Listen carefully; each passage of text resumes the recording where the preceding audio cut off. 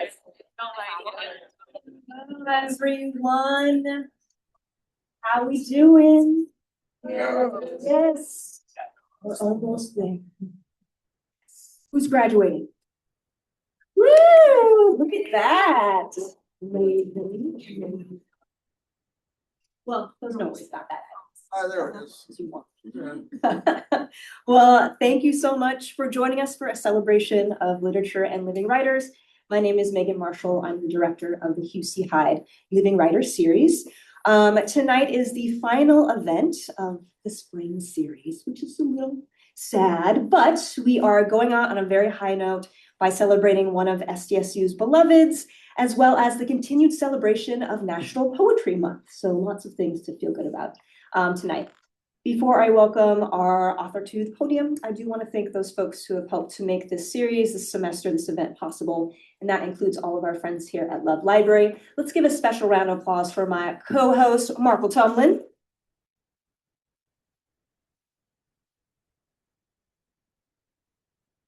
I also like to thank Laurel Bliss, Rebecca Williamson, and Joelle Almendano. I also want to thank the Department of English and Comparative Literature for their continued support of the series, as well as Michael Ramirez and our friends from Aztec Shops who are selling books over there in the corner. Do we still have books available? One more. Uh-oh. All right. Don't fight each other. Be nice. It is also essential to acknowledge the space that we are privileged to share this evening. For millennia, the Kumeyaay people have been a part of this land. This land has nourished, healed, protected, and embraced them for many generations. And as members of the SDSU community, we celebrate this legacy. Lastly, if you haven't done so already, please silence your cell phones and know that the event is being recorded, but don't worry, all you see is this square right here. If you'd like to view the recording subsequently and or many other amazing living writers related content, please check us out on YouTube, like, comment, subscribe, whatever those things are. Okay, without further ado, it's my pleasure to introduce our featured reader.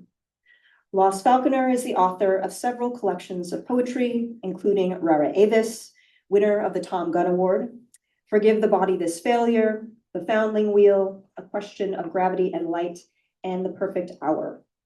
He is also co-editor for The Other Latinx, Writing Against a Singular Identity, and Mentoring Muse, Essays for Poets to Poets, and translator of Padre Tierra, a poem in 50 sections by Spanish poet Mariano Zarro.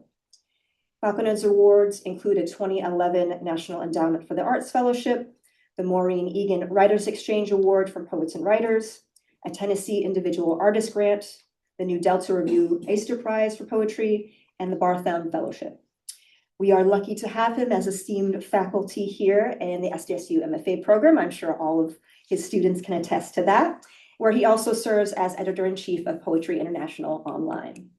I remember when Blas came to do a teaching demonstration as part of the hiring process here at SDSU. He was teaching a class on the sonnet, The Turn. And I knew with like the first 10 minutes that he was our people and that he was going to be such a gift to our program because just how he definitely navigated the material in class while fostering a comfortable environment and just making it all look so seamless was brilliant. His poetry is of equal brilliance. It definitely navigates themes of identity, fatherhood, dynamics of power, loss, generational love and trauma. It questions and instructs while never becoming didactic. It does what Jane Hirschfield characterizes as great art. It simplifies and selects, but does not reduce. It focuses concentration in order to see more fully at greater depth. In Blas's poems, suppressed grief becomes the bee crawling in blossoms scattered on the glass tabletop. A question of heredity becomes the counting of strokes during a swim lesson. When my son is counting, I count with him. I say, I am your father, 2, 1, 2. Pain becomes a black pearl plucked out like a prize. Of his most recent collection, Cyrus Castle's Raves, In Rara Avis's keenest ace is its clear-eyed focus on family care and dissonance, and on the eureka of generational love and forgiveness. Falconer, the pioneering queer father of adopted sons, resists showiness and controversy by employing telltale silence and the sturdiness of long-standing but still expressive modes and forms, couplets, cento, ekphrasis. In these supple, affecting poems, Falconer averts predictability and dwells and even heals instead in the kingdom of epiphonic memory, of nuance, caesura, poetry's kingdom. Please join me in welcoming Blas Falconer.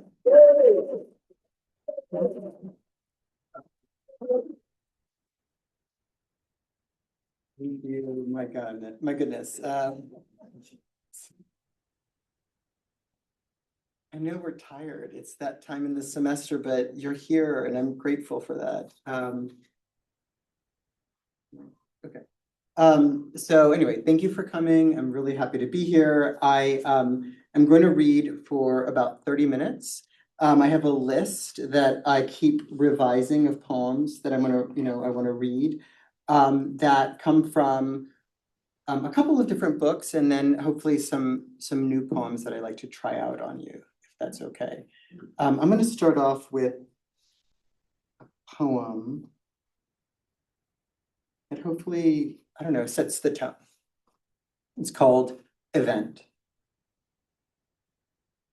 As a crowd gathered, I saw the field was fertile. Not the coat I left on a train 21 years ago, but the same color.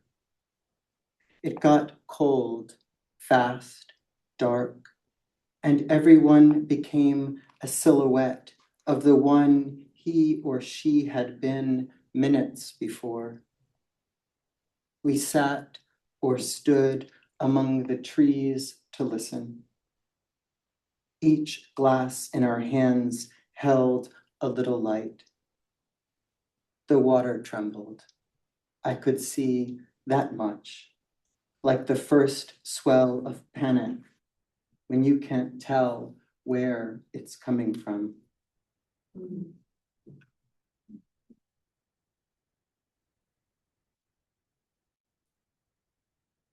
So I'm going to read from this book, which I've been, I apologize, I've been complaining to students about this. I've been reading from this book for a couple of years now. I've read every poem many, many times. And I actually, really the problem is I feel bad because my students have heard them before. So I'm trying to read new ones. And so hopefully you'll hear something new tonight. This one is called ¿Qué significa? I thought it'd be cooler here in June, late June, but all night I'm kicking off the sheets and pulling them back over my body in the stillness of my room until I remember suddenly those summers as a boy lying in the twin bed with you. That was before the highway, when one needed to drive up and down the mountains to get from one side of the island to the other, and Salinas, where the fishing nets hung to dry in branches along the shore, and we swam in a clearing among the mangroves or rocked in a hammock behind the house where my mother and your father were born, still seemed untouched by America. Sometimes at the bakery or with the woman who sold lottery tickets outside the restaurant, or as the men drove us in the back of their trucks past the sugarcane fields. Not understanding a word or turn of phrase, a joke someone made, I'd ask, ¿Qué significa? But it was already over or too hard to explain, you'd say. I grew homesick for English. One summer at the movies, you cried so hard it scared me, the screen lighting your wet face. One summer, sprawled out on the floor in front of the TV in our bathing suits, We began to wrestle, laughing until our hands, then our mouths moved across our bodies, driven by a force we let guide us. Then someone stopped, and we lay in the sunlit room, breathing hard. Someone must have gotten up and walked away. Someone must have made small talk until we could pretend it never happened. Quiero verte, you said on the phone, years later, both of us now with children of our own. And when I made it back one day to the island, I drove to your house, knocking on the large door at the agreed upon time, but no one answered. The flamboyant trees were in bloom, their bright red blossoms scattered on the street. And it didn't take long to get back to my hotel, but I got lost. I'd never been to that part of the city, and so much had changed.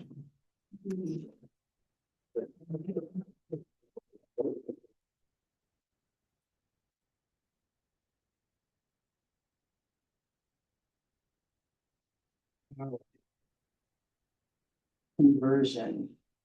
This is in response to Caravaggio's painting. Do you know this one? Yeah. Conversion on the Way to Damascus. Yeah. Check it out if you haven't seen it.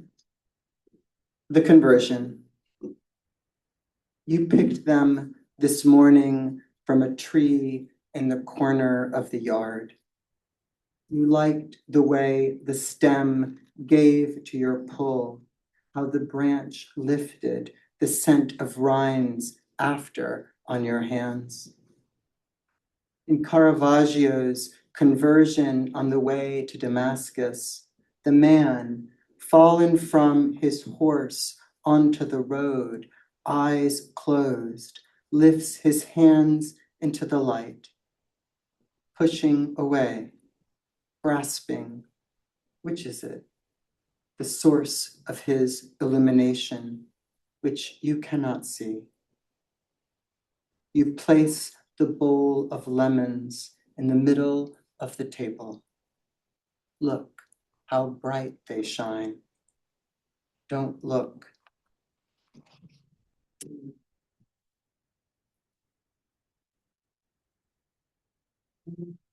The title poem, which I realized today I don't read very often, so hopefully some of you have not heard me read it.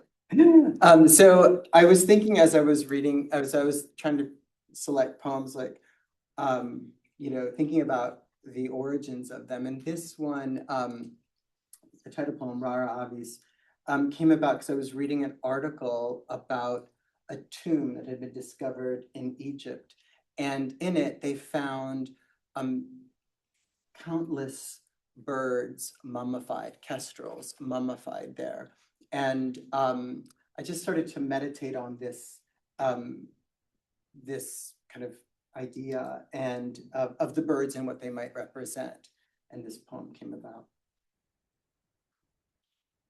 Rara Avis, a falcon, one of millions raised for sacrifice.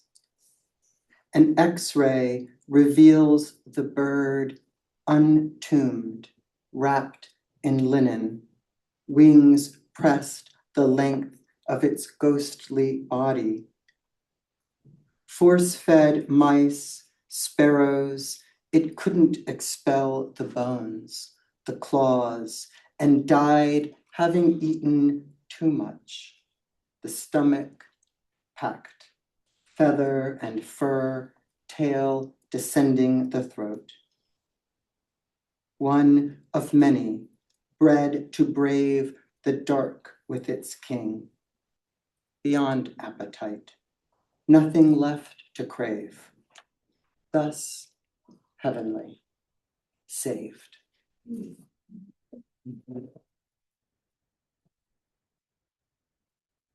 I think that poem kind of set the tone for the book, this idea that what does it mean to be satisfied? Because so many poems are kind of addressing longing or some some grief or suffering. And what would it mean to finally be satisfied? Maybe it means you're a mummified bird. You have no appetite? Well, then. I'm gonna read a new poem. This one, I've been kind of obsessed with horses. Because my son is now obsessed with horses, and so I spend a lot of time at the stables. And I wrote this one poem in particular, and I showed it to someone. And a horse enters, I guess, into the poem. The poem doesn't exist anymore. And she said, like, where does the horse come from? And I just kept thinking about it, this question, where does the horse come from? And I ended up writing this poem. It went way beyond the original poem that I had written. Where does the horse come from? For Mary Weingartner, who asked. From the North American grasslands, over 55 million years ago, from the genus Equus, evolving from Pliahippus during the Pliocene.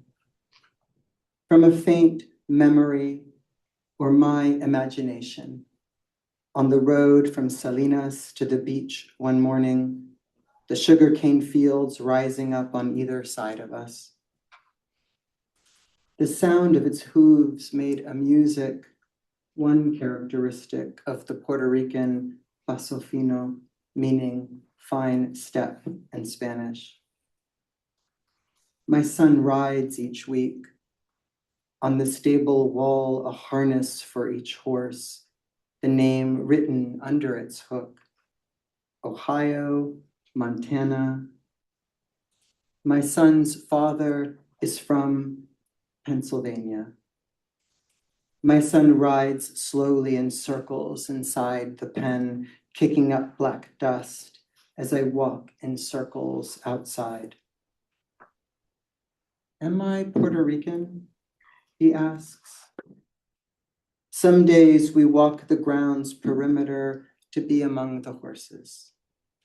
To be among the horses is enough some days. He holds my hand as we walk. Often someone will pass us on the trail, crossing the bridge over the highway. When we hear them coming, we step aside. Where are they going? My son asks. We stop to watch horses disappear into the mountains.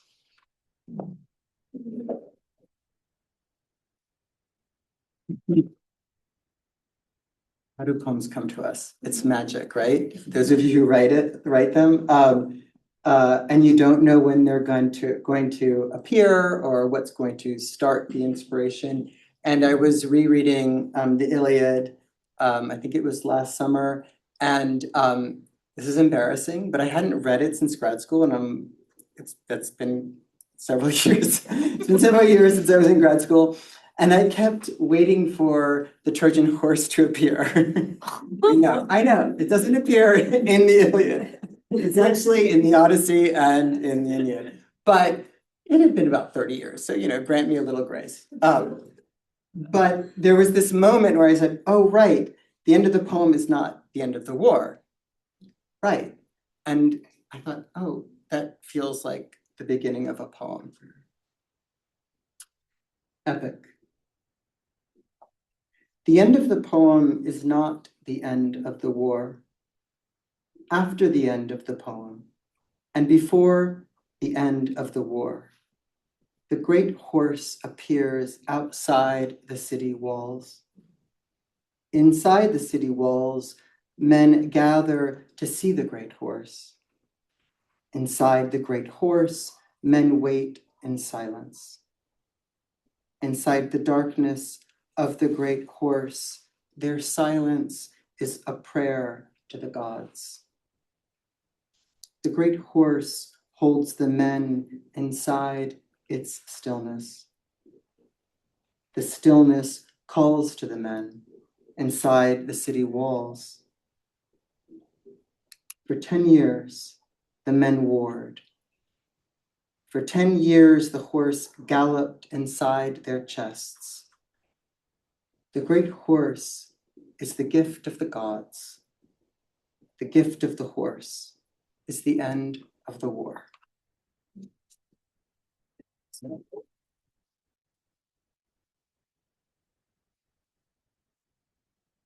Yeah, there are a lot of horses coming. So yeah, so I just spent a lot of time at these stables, you know. I'm about halfway through this book and he stopped riding horses and I'm a little lost as to how I'm gonna finish this book. Actually, he just recently said he wants to start going back. So, you know, maybe these will come back again. This poem came about because I was reading an article about this horse that had been discovered frozen. It was I think like 30,000 years old, and it was so well preserved that they could actually extract liquid blood and urine from it, which was so fascinating to me. It was just one of those facts I could not get out of my head, and until it became a poem. It's called The Lena Horse, and there's an epigraph.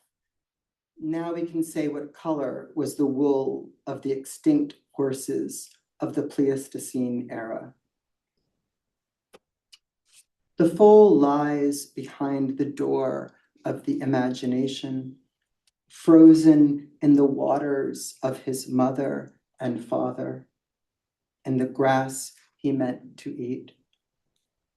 Eyes closed, he seems to sleep, the frayed black tail, a sequence of knots you want to comb clean. Under the laboratory's bright lights, men and women bend over the foal, 2 weeks old when he drowned, his lungs full of mud and silt.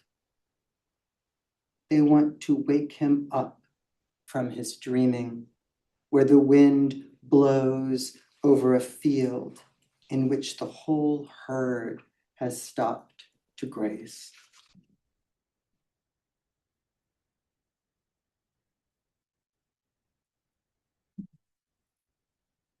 Read 2 more of the newer poems. This one has no horse. It has a spiders. My mother, so as you may know, my mother is Puerto Rican, and often she'll have, so I grew up listening to her speaking in Spanish. It's kind of a Spanish frozen in time, a Spanish of the 1960s. If you can imagine, like, you know, the kind of idiomatic phrases that she, you know, it's kind of like groovy, but the Puerto Rican version. That's kind of what I grew up with. And this one phrase she would say often was, saben más que las arañas.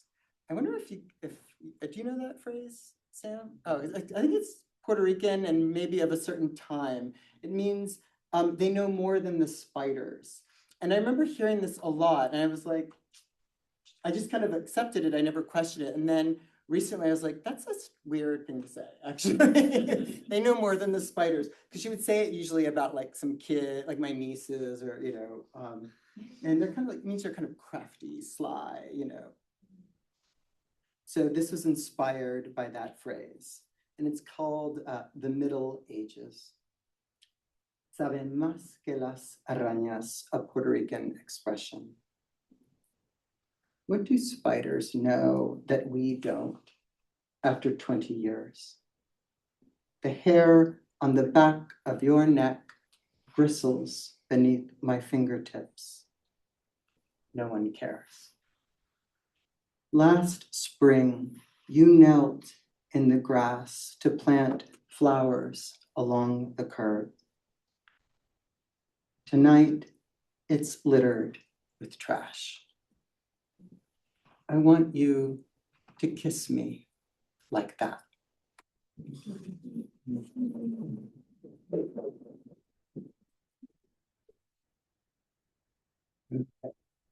Slightly longer poem, but this is the last newer one that I'll read. And it's in sections. And it's called His Story. Grass tickled the back of the boy's neck. How did he get here? the small field beside the road, the sky above him framed by leaves. He imagined himself lying on the bottom of a pool. He wasn't afraid. Someone would come. Faith. That's what his teacher called it. When his mother told his teacher that he loved her, he wondered why. She had brown hair and wore flower print dresses with lace hems that hung at her ankles. She taught religion at the Baptist school he attended, though he was not Baptist. He rode the bus but didn't speak. Resting his head against the window, he let the blur of trees, like their reflection, pass without thinking. Is this what it's like to pray? Children screamed over the bus's loud rumble, the gears grinding, all the boys and girls trembling on their hard benches. When his mother told his teacher that he loved her, was in love with her, she started laughing and couldn't stop. The next day, he could not look at her without thinking of his mother's laughter. What he felt then was not love, which may have been what his mother wanted. Each afternoon, when the bus approached the steepest hill, the students cheered and the driver drove faster. So as they cleared the top, their bodies floated weightless off their seats before coming down hard, and the whole bus filled with laughter. A stranger, lay him down gently. Don't move, he said, and the boy obeyed. Beside him, a girl sobbing, blood running down her knee. Another boy held his head in his hands. That's when he felt his back throbbing.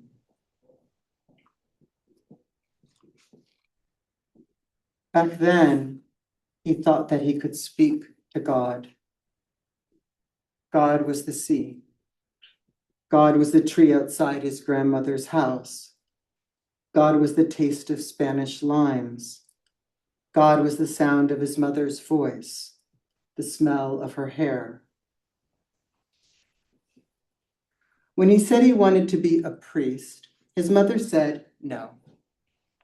No, she said, when he told her he wanted to dance.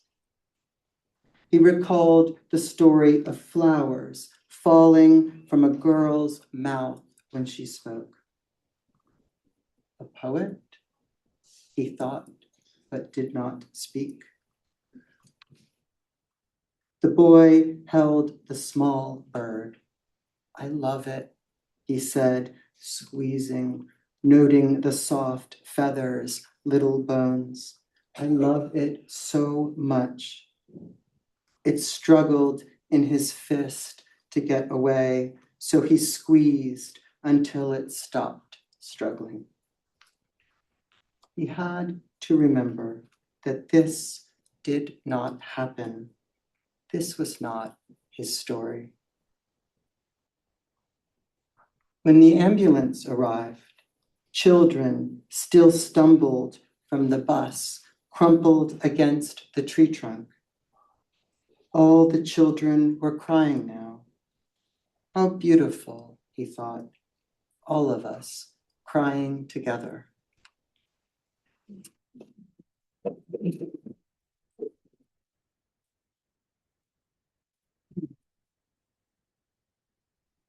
Check my list. All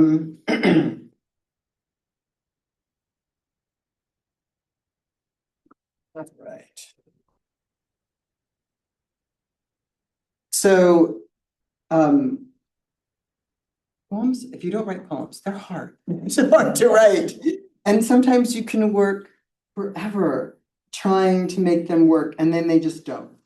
They don't. But we somehow keep trying, we keep coming back to them. And this is one, it's like one of the shortest poems I've ever written, but it actually took years to write. And it was just a matter of understanding whose voice was speaking in the poem. And the question is, do I tell you the story and then read it? It's such a short poem. If I tell you the story, yeah, I'll tell you the story. So I'll just tell you, it's gonna be long. The story's longer than the poem, but anyway, whatever. So what happened was we had these two dogs, and my older son kind of watched them get older and get sicker and sicker and sicker and die. And we kept trying to protect him from that experience. And when they did die, he didn't really react. And I was like, what's, okay, now, what does that mean? But, and then this event happened several months later, and it was chilling. And I thought about it for years, and then finally I was able to write about it. The poem is called Heaven. How will I get there? How will I ever know how to get there? My son asks, sobbing, suddenly, months after, if you don't let me see them die. That's the whole poem.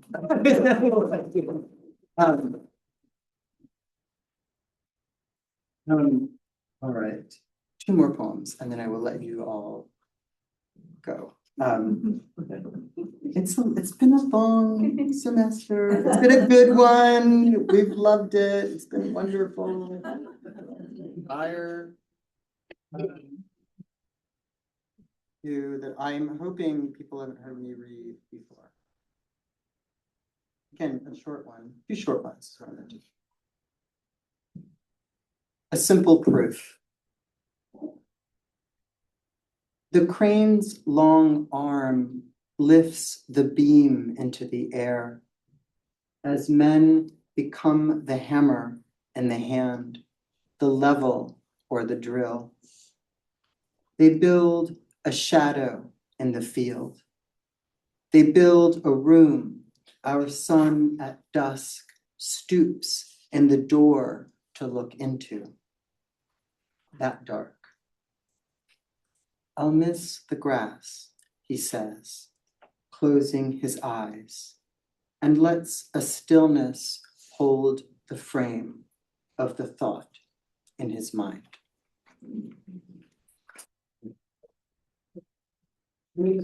I'll end with the final poem of the book, The Hummingbird.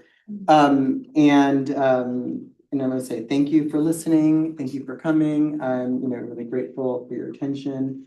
And as I began earlier on in the reading, I read Rara Avis, which is of course the strange bird, and it's about the mummified birds. And then here we have we end the book on this. The hummingbird, a blur in the periphery, like the mind, if the mind were airborne, a buzz among leaf and orange blossom, the long beak pressing quick into flower after flower, high on each sweet center, and each iridescent feather shines hard, a thought, half-formed, charged, a hum, before it lights on the branch, and you see it clearly, dimmed now, small, no longer what it was. Thank you so much.